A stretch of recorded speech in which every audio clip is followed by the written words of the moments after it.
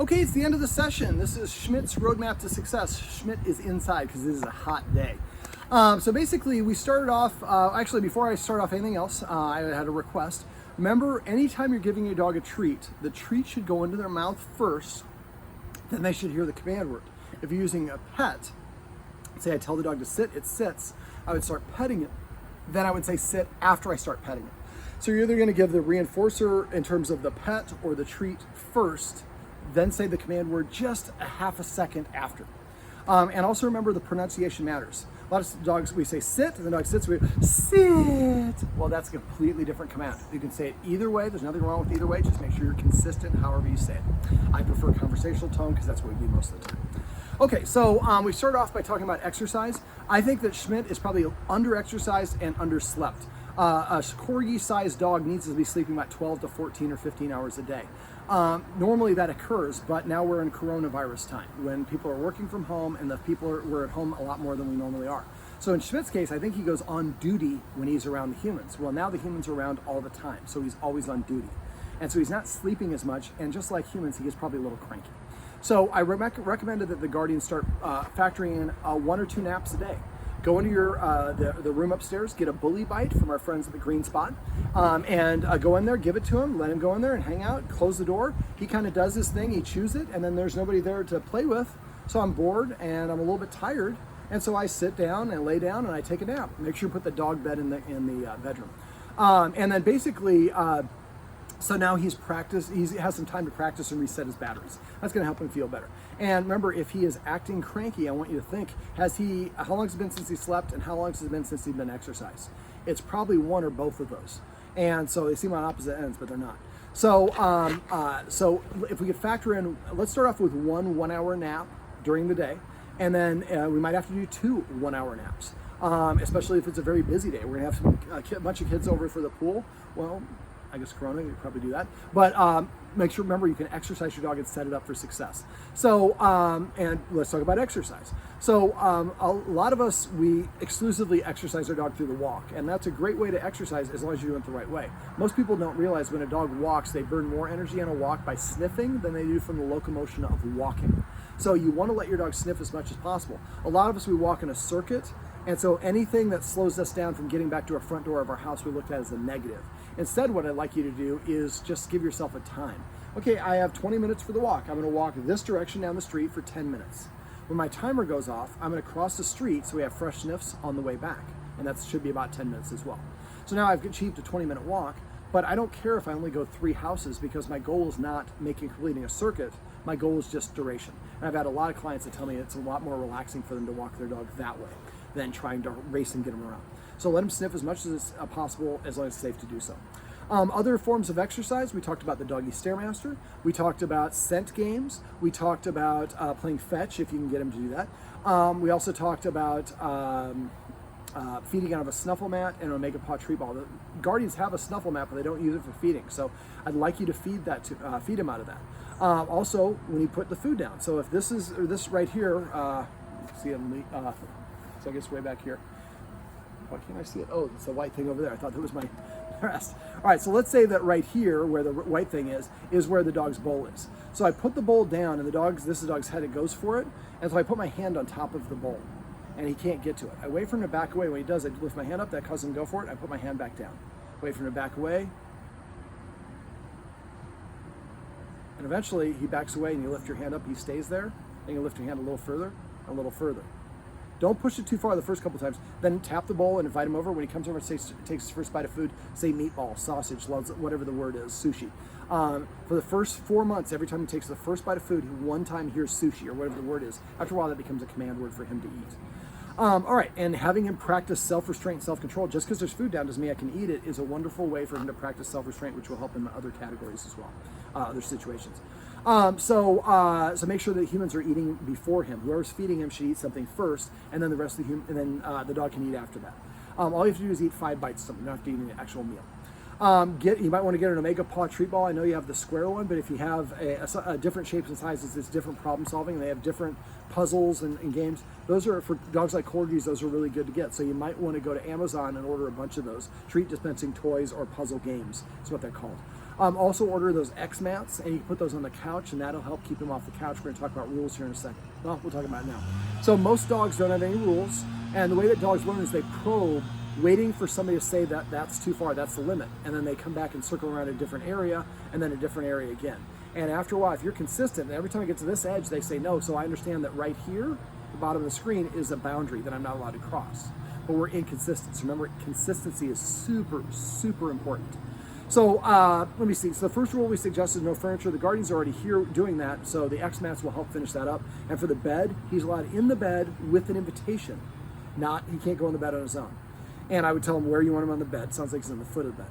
Also, right now he's kenneled when the guardians sleep as well as when they leave, but he doesn't destroy anything. So I would recommend that you start shuffling him out of that. So the way I would do that at first is tonight when you put him in bed, put him in the kennel, close the door, but don't actually latch it. And then if the next day he hasn't come out, the next day when you close the door, instead of closing it all the way, close it about that much, leave a little bit of a gap. And then eventually it's a little bit more of a gap, a little bit more. Eventually he goes in the kennel, you don't even close the door. He'll probably still continue to sleep in the kennel because that's what he's conditioned to do. But if he wants to get up and go around, he can. And then I would, when you guys leave, if you go to the neighbors for a quick, say hello, nobody's home, leave him out in the house. We want to build success on success. So if we leave just for a couple minutes and come back and he doesn't destroy anything, the next time we can try to leave for a couple more minutes. If you leave for 1 minute and he's destroying stuff, then back up to 30 seconds. And remember, you can exercise him before you do this to set him up for success. All right, so the other rules would be the sitting at the door. Tell him to sit one time. If he doesn't sit within 3 seconds, walk away, sit down, wait for 1 minute. If he doesn't, and after 1 minute, come back to the door and tell him to sit again. If he doesn't sit within 3 seconds, the first and only time you say it this time, you walk away and sit down for 2 minutes. Next time, 4 minutes, 8 minutes, 16 minutes. Keep doubling length of time until eventually when you go to the door, he sits down, then you open the door. Opening the door becomes the reward. I would do it eventually going in the door, out the door, exiting the kennel. I would do the same thing. Go to the kennel while you're still kenneling him. Sit. If he doesn't sit, just wait. And as soon as he sits, then I would open the door. And after doing that a couple times, then you can say sit and only open the door if he sits within that 3-second window. But having him sit before you put the leash on, before you open the car door, kennel door, whatever it is, these are good ways for him to practice kind of acquiescing to you to get something he wants. Remember, pre-mac means a less desirable behavior will earn me a more desirable behavior. If I sit, they open the door and then I can run outside and have fun. Also, shouldn't be allowed in the kitchen when we're preparing food. Shouldn't be allowed around the dining room table when we're eating. I remember the exercise I showed you. Microwave the bacon. Message me if you forget. And if you want to brush up on how to do that, if you go to my website, click on where it says Dog Training Tips and type in either the word invisible or the word kitchen. I have videos that show how to do that exercise. All right, and look for other opportunities of rules to do. So the more rules that you enforce, the more the dog sees you acting as a leader, the less the dog thinks it needs to be your protector or to guard the house. We also talked about petting with a purpose and passive training. Petting with a purpose. If the dog comes up and nudges you, it's telling you what to do. If you pet it, you're saying, yes, you are my boss. That convinces the dog that I don't have to listen to humans, and that creates a lot of frustration. It's a vicious cycle. So instead, the dog nudges you, you tell him to sit. If he sits within 3 seconds, you pet him under his chin and say the word sit. Just avoid not petting on top of the head. You can pet him anywhere else you want, but if all things are equal, pet under the chin. Say the word sit and only the word sit. Remember, dogs hear the first word you say. And then pet him as much or as little as you want. If he doesn't sit, show him that, hey, I got other things going on. Remember, playing hard to get works great for dogs. So basically, after a while, he'll figure out I can't tell the humans what to do. I have to ask. And better than ask, I have to pay them. And I have to prepay. So he'll come start sitting in front of you to prepay for the attention. Don't do a shake for this. Sit or lie down only. If he's already sitting here, tell me he has to sit here or here. He has to change his state for you unless he prepays, which is what he'll start doing. When he does, make sure you pet him under the chin and reward it. Now, if he sits and you prepay, or he comes to prepays and you sit, you pet him and say sit, then he nudges, it comes and sits over here, you do it, and the third time, remember, he's telling you, I'm bored. So pull out the Omega Paw treat ball, do some scent games, do the Doggy Stairmaster, give him something to do, burn some energy, stimulate him, mentally as well as physically. All right, so after, and remember to use the watchword of paycheck. So paycheck means I suspect you forgot to pet with a purpose. So I'm petting him, and somebody comes in and says paycheck. Even if I did it right, I stop petting him, tell him to sit. If he sits, I pet him under his chin, say sit, and then I tell the person, actually I asked him to sit and you missed it. But thanks for reminding me. So it's not a gotcha. The flip side of that is what we call passive training, or celebrating the things the dog does that we want. Remember, for dogs, good attention and bad attention is the same thing. So the dog comes to us, we ignore that. It sits at our feet, we ignore that. It brings us the ball, we ignore it. It lays down at our feet, we ignore it. It poops outside, we ignore that. But as soon as it starts barking, we correct it. It sure bears its teeth. it growls, it nips. All those things that we don't like, we give it instant correction, which we think is a negative and to stop it, but actually amplifies that behavior because the dog sees it as rewarding. Anything your dog is doing when you pet her to give it attention is what you're rewarding. So if you pet a barky dog, you're going to make him more barky, growly, anxious, fearful. Now, if he's fearful, you can lay your hand on a dog, and they do associate that touch with affection. As soon as you start petting her, you're going to make it worse.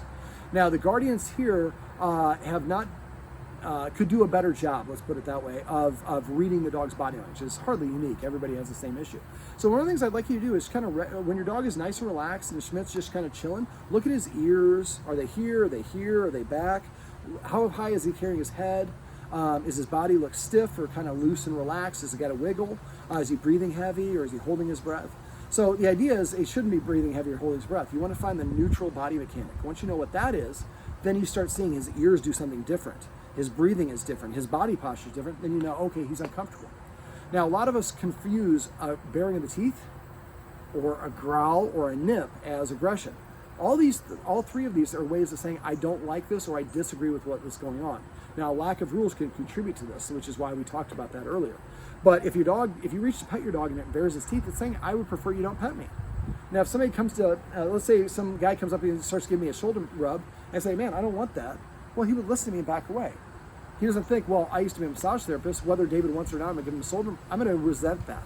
And I think what's happened is the guardians here, who mean the best, he looks so cute when he's eating, so I'll go pet him. Or he looks so cute when he's sleeping, I'll go pet him. He looks so cute, and I'm just going to go hug him. Dogs really don't like hugs. They really don't like it when we put our face in their face. So when he bares his teeth, he's saying, I disagree, I don't like that thing.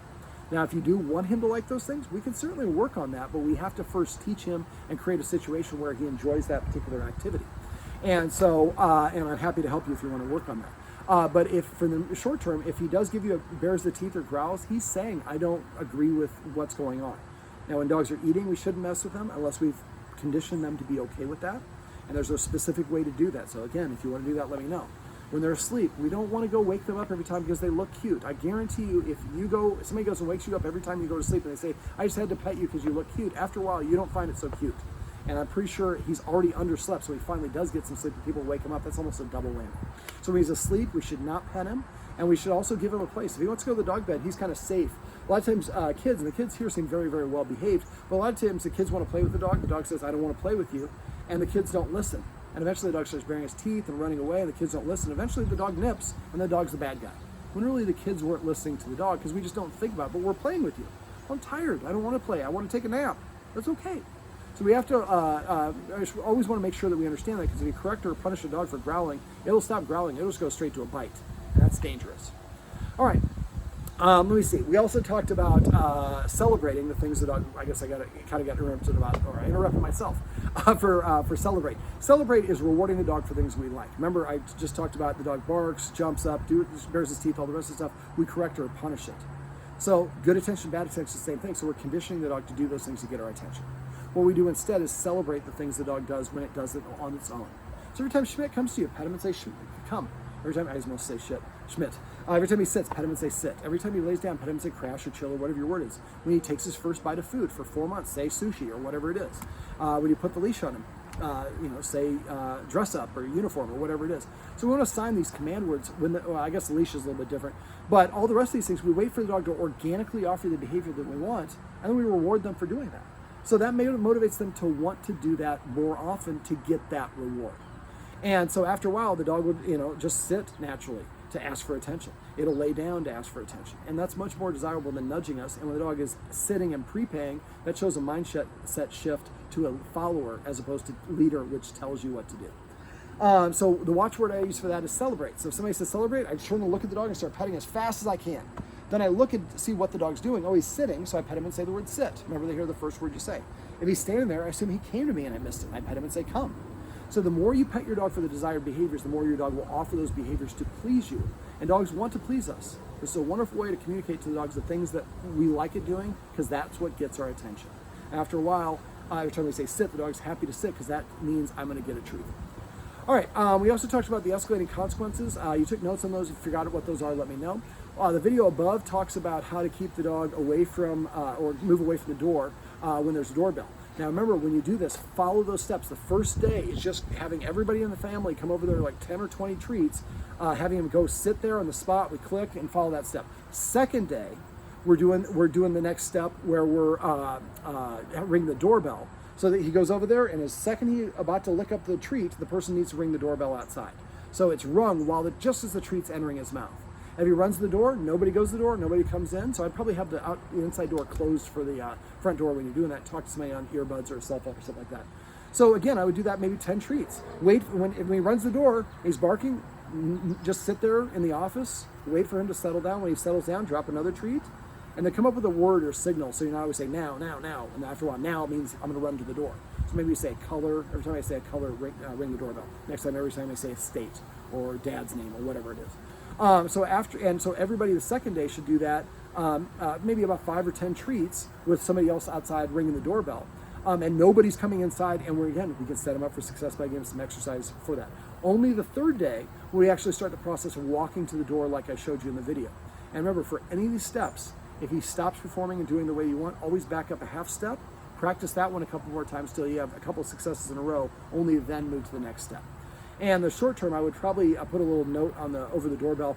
Please don't ring the doorbell, knock instead. So we can kind of make sure that doorbell's only rung when you're doing the exercise, or the most, as much as possible, it's not rung unless we're doing the exercise. But you can also do it with a knock and everything else. Remember to prime the clicker like I talked about in the video. If you have any questions on that or anything else, please let me know. The last thing I want to talk about is remind you about the playtime. Because he didn't go to puppy classes, sometimes he plays a little bit too roughly, and we might need to build in some socialization experiences. So I do have trainers that have their own dogs that could bring one of their dogs over. 2 of my trainers have great dogs and are great for this.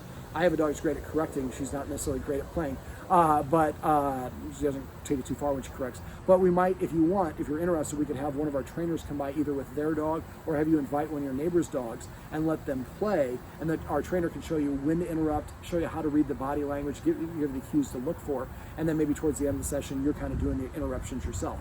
Remember, dogs have energy level. 0 is asleep, 10 is as crazy as seeing the dog. So every time they cross the midway point, level 5 energy, they should get a timeout, whether it's playing with another dog or playing fetch or whatever the activity is. It's a lot easier for a dog to mellow out from level 5 energy to level 2 energy than to go from 9 energy to level 2. And the levels above level 5 are really when more problems are going to start. So you want to help your dog practice. Remember, excited is not necessarily the same thing as happiness when it comes to dogs. All right, now if you have questions on the stuff we went over here or anything else, please text me. If I don't hear from you, I assume that means everything's going great. Well, normally I'd say this is Schmidt, but he's inside cooling off, although it's nice and cool out here finally. Nebraska summertime. Coronavirus, what can we do? All right, well, my name's David, and this is Schmidt's Roadmap to Success. Remember, everything you do trains your dog, only sometimes you mean it.